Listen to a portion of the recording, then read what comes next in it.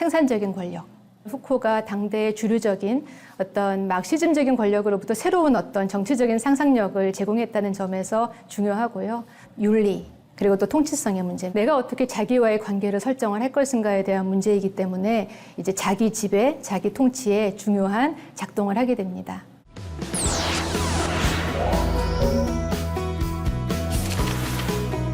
저는 광운대학교 인제니움 학부대학 도승연 교수입니다. 반갑습니다.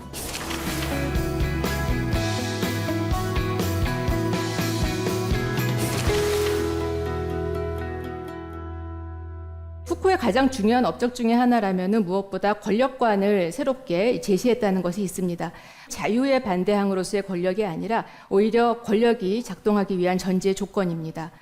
동시에 이제 후코에게 권력의 반대항은 아무것도 할 수 없는, 저항을 할 수 없는 지배 상태. 이제 그것이 권력의 반대항이라고 봅니다. 오늘 제가 말씀드릴 자유와 근대와 감시체제 안에서도 핵심에 들어있는 것은 권력의 작동하는 주체와의 문제라고 볼 수 있겠습니다. 고문형이라고 하는 것은 우리가 흔히 얘기하는 신체에 대한 군주의 잔인한 고문, 이제 생각을 하는데요. 이 잔인한 고문이 발생시키는 효과는 크게 세 가지입니다. 잔인한 고문을 통해서 죄인에게 자백을 강요받고 진실을 이야기하고 그걸 통해 상처받은 군주권을 회복하고 보는 군중들로 하여금 미래의 어떤 유사한 범죄들을 예방하고 그런 등등의 효과들입니다. 하지만 문제가 되는 것은 그 고문이 지나치게 잔인할 경우에 생기는 어떤 힘의 역전 상태가 발생시키는 무법 상황이 사회적인 비용이 상당한 힘이라는 것이죠. 그래서 이것으로부터 이제 인간주의적인 개혁을 거쳐서 강금형으로 진행되게 됐는데 이제 많은 학자들이 그것을 형벌 체계의 진보라고 본 반면 물론 후코도 그런 점은 인정은 합니다만 그거보다 더 중요한 것은 권력이 더 잘 사회적인 비용을 최소화하면서 신체의 작동에서 어떻게 예속화된 주체화를 만들어내는가에 대한 과정으로 즉 권력의 경제화적인 측면으로 지목을 하고 있습니다. 감시와 처벌은 1975년에 이제 후코에가 이제 출간을 했던 책이고요. 부제는 감옥의 탄생입니다. 이른바 더 이상 권력이라든지 감시라든지 이제 그런 이야기를 할 때 이 후코의 감시와 처벌을 경유하지 않고서는 유사한 주제들을 이야기할 수 없을 정도의 아주 이론적인 그런 기여를 끼친 몇몇 특징들을 저는 이제 후코 효과라고 정리를 해보겠습니다. 첫 번째는 구금형을 통해서 발휘되는 권력의 경제화입니다. 그래서 신치형과 격리와 추방과는 다른 구금형만의 특이성을 어디에서 볼 수 있느냐? 그것은 바로 규율 권력의 작동에 있습니다. 후코는 여기에서 이것은 오히려 권력이 더 잘 효과적으로 처벌하기 위한 이른바 사회적인 비용을 감소하면서 효율성을 높이는 방식의 경제화라고 표현합니다. 자, 두 번째는 앞에서 말씀드렸던 권력관의 전환입니다. 후코는 이 감옥의 문제를 얘기했지만 사실 이것은 감옥만의 문제가 아니라 이렇게 감옥에서 위계적인 어떤 감시와 제재와 평가와 보상으로 이어져서 영혼을 만들어내는 그러한 방식의 예속화가 이 사회 전반에 확산된 사회, 이것이 이제 이른바 규율사회고요. 감시와 처벌에서 이야기하는 것은 서구 근대사회가 이러한 규율사회다라는 것을 이제 비판하기 위한 것입니다. 그래서 후코가 얘기하는 권력은 상당히 익명적이고 기능적이고 생산적이고 관계론적인 권력관이다라고 이제 제시를 하고 있게 됩니다. 세 번째 중요한 특성은요. 후코는 언제나 이 공간론적인 전회를 바탕으로 하는 신체에 대한 그러한 주목을 자신의 연구 대상으로 삼는다는 점입니다. 후코에게는 모든 것은 다 권력관계이기 때문에 이 권력관계의 지형을 분석하기 위해서는 당연히 시간적인 사유보다는 공간적인 사유의 틀이 전략적으로 유효하다고 판단을 했던 것 같습니다. 후코는 권력이 타겟팅하는 것은 신체다. 그 신체로부터 영혼을 만들어낸다는 이야기를 하면서 그 공간성으로서의 신체성에 주목을 하게 됩니다. 강금형에서 가장 중요하게 작동하는 권력은 규율 권력입니다. 근데 규율 권력은 신체의 작동에서 특정한 방식의 주체성을 만들어낸다는 점에서 특정한 상황이 만들어낸 부산물이라고 볼 수 있습니다. 따라서 여기에 대해서는 가장 강력한 비판은 어떻게 권력으로부터 만들어진 것이 저항의 가능성을 담보할 수 있을까? 자유의 가능성이 부재하다. 또 모든 것이 권력이라면 내가 저항해야 될 권력은 어떤 것이지에 대해서조차 판단하기 어려운 규범성이 부재한 이론이다에 대한 비판이었습니다. 또 하나는요. 후쿠오의 구유의 권력은 언제나 특정한 공간에서 작동하는 권력을 분석하는 것입니다. 그러니 지금 이러한 권력만 가지고는 전체적인 스케일의 국가 차원의 권력을 분석할 수 없다. 그리고 또 하나, 만약에 국가 차원의 분석을 할 수 없고 주변적인 문제, 정체성의 문제만 얘기한다면 그것은 부르주아적인 문제 제기가 아닐까라고 후코를 이제 비판을 하게 됩니다. 첫 번째는 저항의 자유와 가능성의 부재입니다. 왜냐하면 자율적인 주체를 부정하고 있기 때문에요.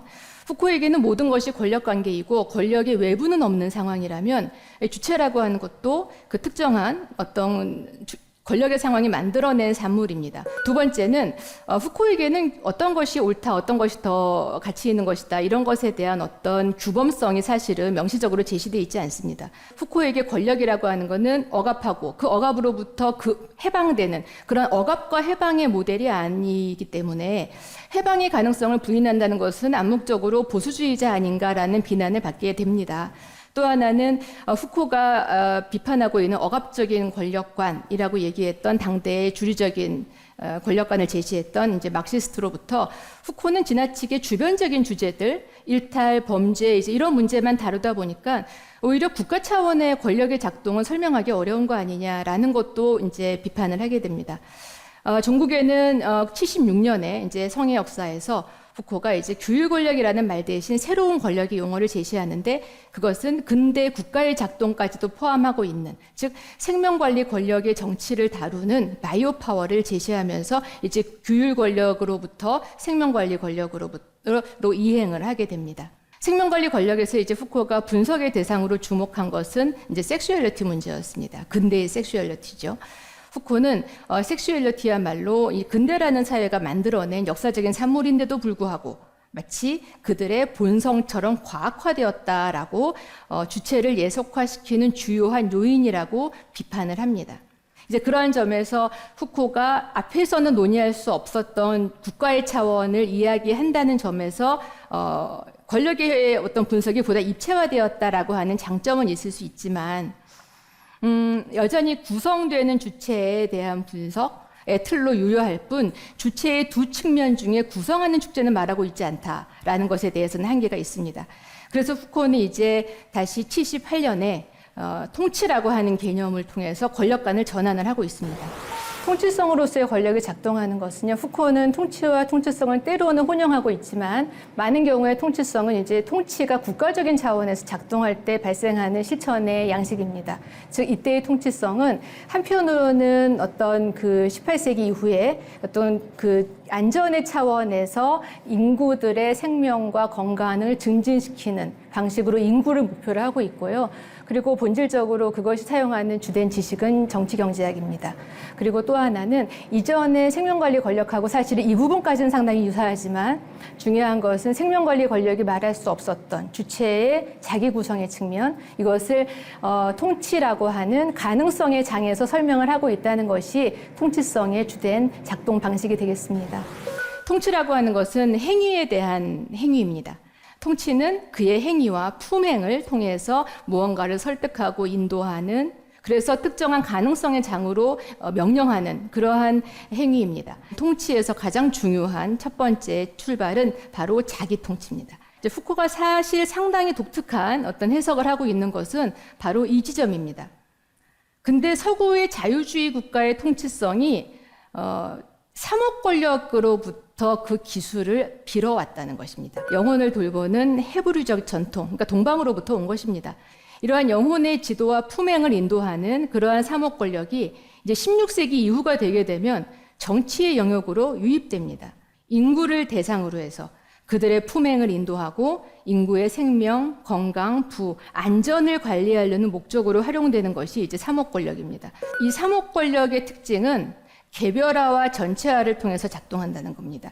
통치성의 전략이 유도하는 그러한 품행으로 인도를 하면서 계산과 예측의 통계학이 이들의 자연성이 그 국가의 부로 최대한 총합으로 수렴될 수 있는 방식이 되게끔 통치를 합니다. 17세기 이후 18세기 중반부의 통치성의 특징을 이제 후코는 내치라고 봅니다. 이제 폴리스적인 방식에서 어떻게 국가의 질서를 유지하는가. 최적의 수준이라고 하는 것은 그것이 정상적으로 가동될 수 있는 어떤 민의 형식, 그러니까 평균적인 방식을 도출해서 관리하도록 통치하는 것, 이것이 이제 서구 근대주의 국가의 통치성, 특히 18세기에 집중되고 있는 통치성의 특징이라고 볼 수 있겠습니다. 통치성의 전략은 역사적으로 항상 이렇게 변화해 왔죠.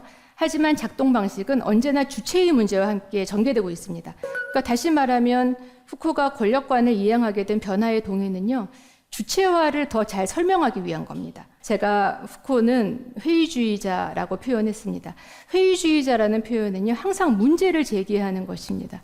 저는 후코가 권력을 가지고 주체를 물었던 것처럼 주체 안에서 타진될 수 있는 자유의 가능성도 질문이 전환돼야 된다고 생각합니다. 권력관계라고 하는 것 자체는 언제나 권력의 효과로서 어떤 것을 이러저러한 방식으로 변형시킬 수 있는 것이기 때문에 그 안에서는 완벽한, 옴짝달싹하지 못하는 대상이 아니고 최소한의 거부, 최소한의 저항, 그리고 변화의 가능성, 이런 것들이 항상 전제되고 있다는 점에서 권력 안에는 언제나 자유가 있습니다. 하지만 이때의 자유는 정말 최소한의 자유라고 볼 수 있습니다. 하지만 후코가 이 규율이 만든 신체적인 능력, 고양, 그 자체를 이제 부정적인 것으로 보는 것은 아닙니다. 규율에 의해서 응집된 신체의 능력이 특정한 인간과학을 통해서 하나의 규범으로 작동하고 너는 조금 비정상, 너는 정상으로 때로는 평가되면서 처벌받고 보상되는 이제 이러한 체계가 가지고 있는 노멀리제이션의 효과, 이것이 주체를 예속화한다라고 하는 권력의 효과를 비판하는 것이지 사실은 규율 자체가 큰 문제가 되는 것은 아닙니다. 오히려 중립적인 것이죠. 그러니까 자유의 실천은 통치성의 개별화 전체화 과정에 대한 대항 품행. 그러니까 이때의 대항 품행은 통치성의 전략이 경유하고 있는 자기 통치의 품행의 인도와 어떻게 거리를 둘 것인가. 통치성의 전략과의 거리두기 안에서 자유가 실천되는 것이라면 후코가 가장 문제 삼는 것은 결국은 복종의 원리입니다. 현대사회에서 근대의 통치성이 드러나는 예는요, 사실은 물리적인 공간으로 따지면 파놉티콘으로 이해됐던 감시가 이제 스마트 시티로 전환되는 과정을 볼 수 있지만 이제 그것은 제가 한번 강의에서 다뤘기 때문에요. 보다 더 체감할 수 있는 사례를 말씀드리자면 통치성은 언제나 인구의 생명과 건강에 작동합니다. 가장 대표적인 것은 인구 정책입니다.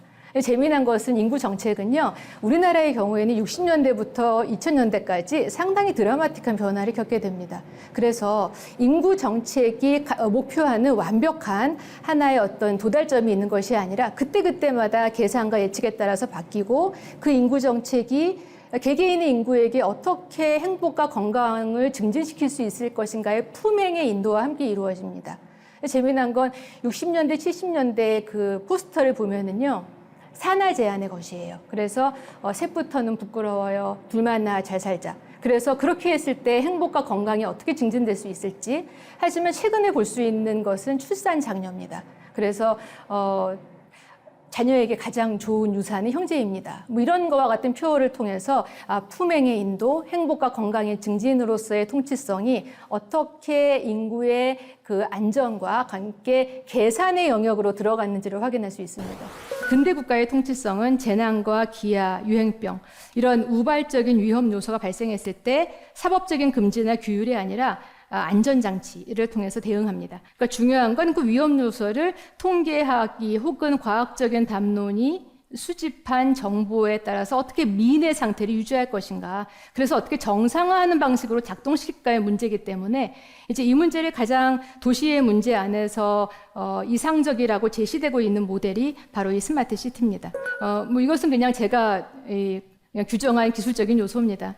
첫 번째는 이제 빅데이터고요. 두 번째는 에브리웨어고 세 번째는 바이오매트릭스입니다. 그래서 파놉티콘과는 완전히 질적으로 다른 그러한 감시 체제 라고 볼 수 있고요. 긍정적으로는 스마트 시티, 하지만 조금 더 부정적으로 표현하자면 전자 감시 사회다라고도 표현할 수 있겠습니다. 예, 그래서 여기까지 제가 후코의 권력에 대한 이해를 중심으로 해서 어떻게 주체가 그리고 또 어떻게 자유가 또 어떻게 감시가 새롭게 변형되는가의 과정들을 살펴봤습니다.